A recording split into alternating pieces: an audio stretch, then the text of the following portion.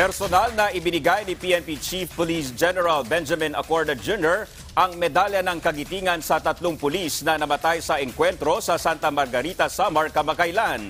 Yan ang ulat ni Sol Alarcon ng Philippine Information Agency, Eastern Visayas.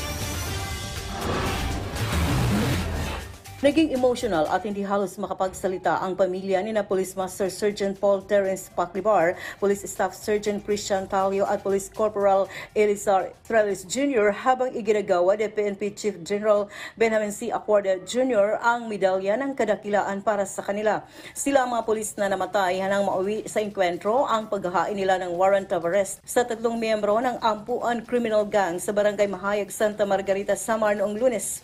Personal na bumisita si General Acorda sa mga naulila ng 3 pulis sa Calbayog City kasama si PNP 8 Regional Director Police Brigadier General Reynaldo Pawide.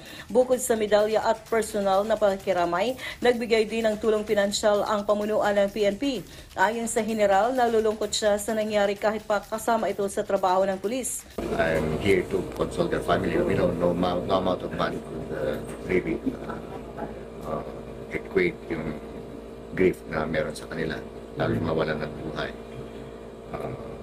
But it's something that I should do as a father of the kids para makita nila na I'm appreciating the effort and sacrifices. Lubos naman ang pasalamat na mga namatayan dahil hindi sila pinababayaan ng PNP.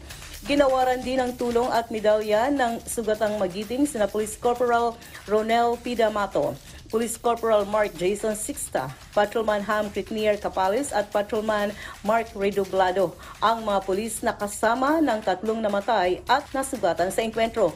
Matapos ang seremonya, nakipagpulong din si Acorda sa mga opisyal at mga kasapi ng PNP sa riyon kung saan binigyang din niya ang kahalagahan ng buhay.